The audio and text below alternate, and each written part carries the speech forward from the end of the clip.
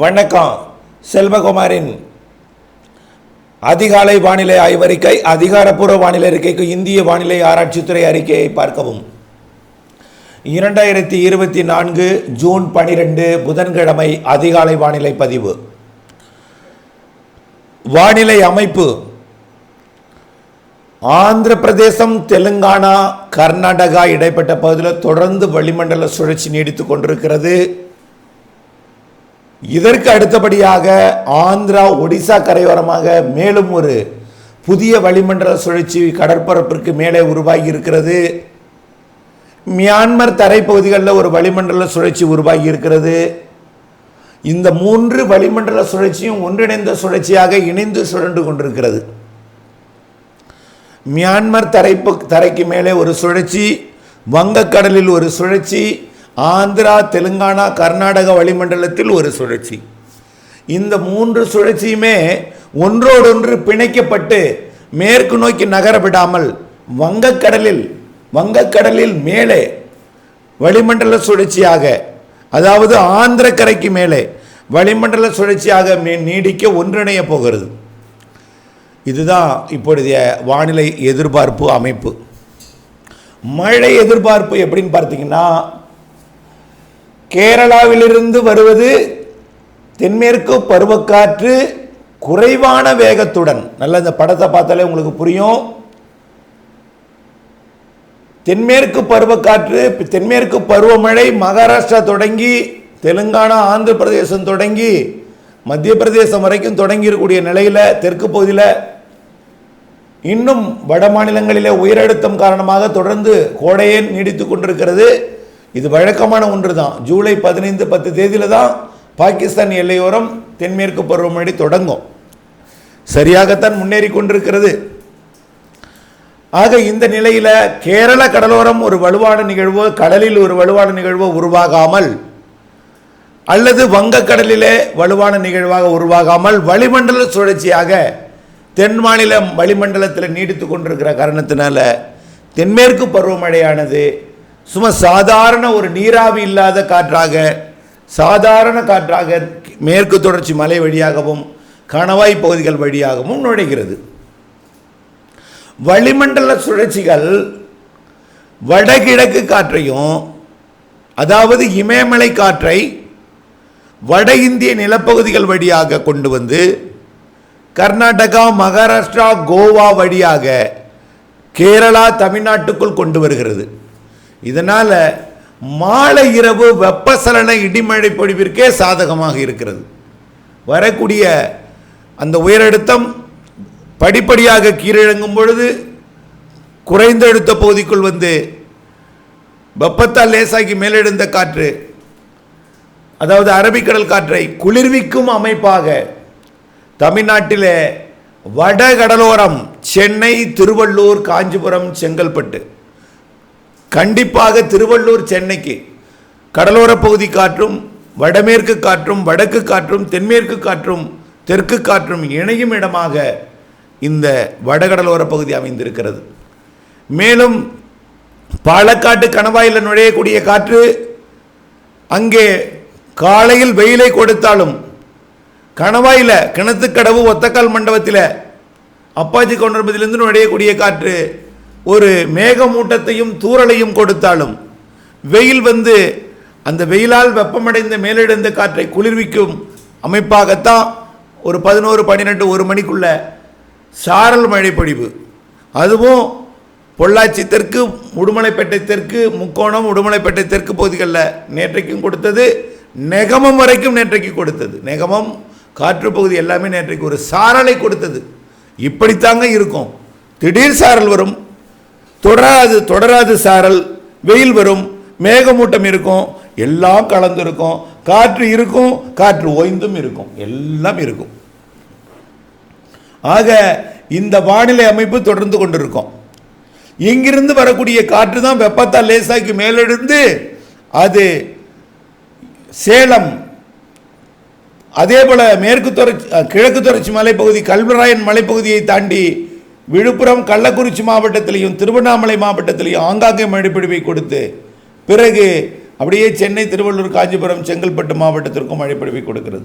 திருப்பத்தூர், வேலூர், ராணிப்பேட்டை, ஆந்திர எல்லையோர பகுதிகளுக்கும், கிருஷ்ணகிரி, தருமபுரி ஒரு சில இடங்கள்லையும், தருமபுரி, சேலம் மாவட்டத்தில் கொஞ்சம் ஆங்காங்கேயும் மழை பொழிவை கொடுத்து வருகிறது. இந்த நிலையும் தொடரும்.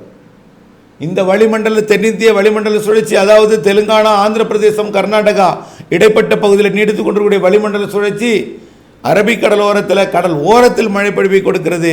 அடுத்தபடியாக உள்பகுதிகளில் இந்த குறைந்த அழுத்த பகுதியை சுற்றியும் மழை பொழிவு கொடுக்கிறது. தெலுங்கானாவில் ஹைதராபாத்துக்கு மேலே குறைந்த அழுத்த பகுதி, ஆனால் ஹைதராபாத்தில் குறைவான மழை, சுற்றி மழை நாக்பூர் வரைக்கும், மகாராஷ்டிராவோட பகுதி தெற்கே திருப்பதி வரைக்கும் ஆங்காங்கே நல்ல மழை பொழிவை கொடுத்து வருகிறது. இந்த காற்று சுழற்சி ஒன்றிணையும் வரை இந்த மழை பொழிவு தொடரும். ஒன்றிணைந்து தீவிரம் குறையும் வரை இந்த மழைப்பொழிவு தொடரும்.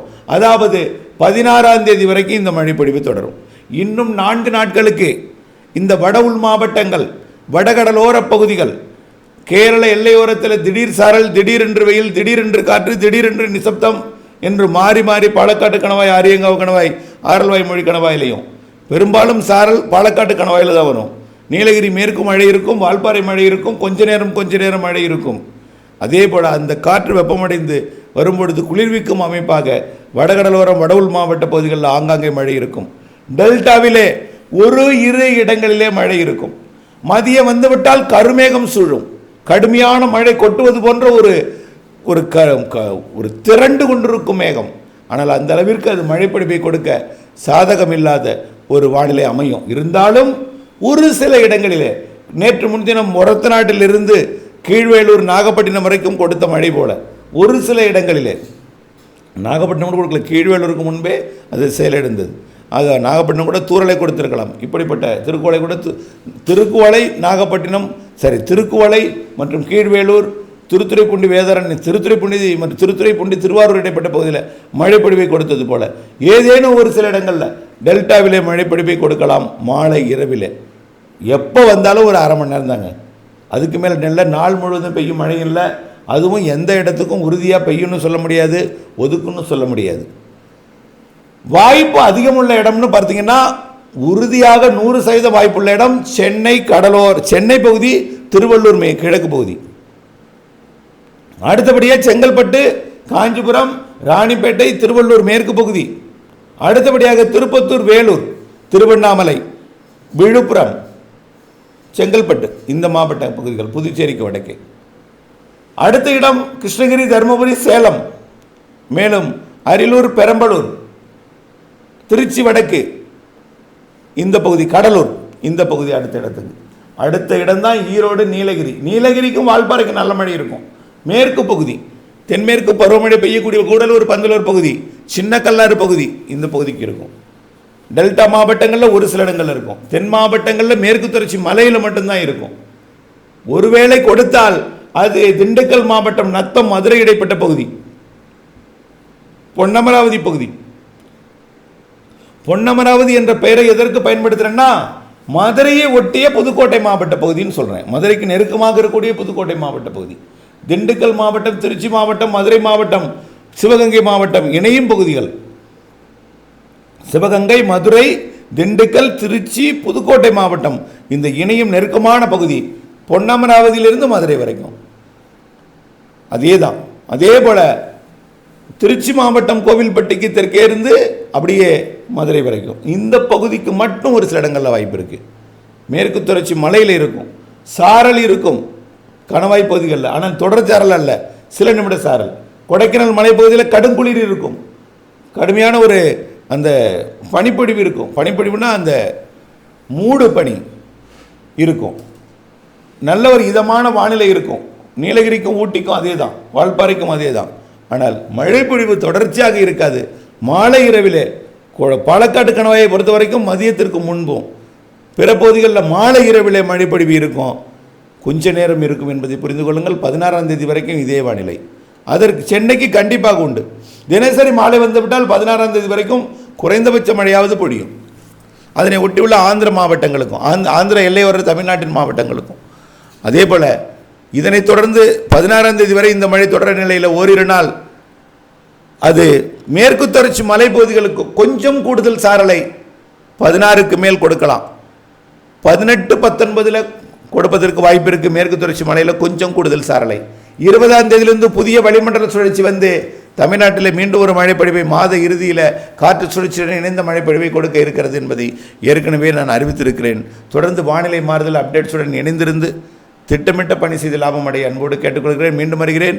எந்த இடத்திலும் மழை பெய்யும் என்று வடகடலோரம், வட உள் மாவட்டங்கள், டெல்டா மற்றும் வடகடலோரத்தில் சென்னை உறுதியாக இந்த இடத்துலலாம் மழைப்பொழிவு எந்த இடத்துலையும் பெய்யலாம், ஒதுக்கி ஒதுக்கி பெய்யலாம். திருக்கோவிலூரில் 2வது நாளாக மழை பெய்திருக்கிறது என்பதை நினைவில் கொள்ள வேண்டும். ஆகவே எந்த இடத்துலையும் பெய்யலாம். ஆகவே முன்னெச்சரிக்கை தேவை. அறுவடை விவசாயிகள், உலர்த்தும் விவசாயிகள் முன்னெச்சரிக்கையுடன் தொடர்ந்து உங்களுடைய விவசாய பணியை செய்து கொண்டிருக்க வேண்டும். ஒதுக்கும் பொழியும் இணைந்தே இருங்கள். நன்றி.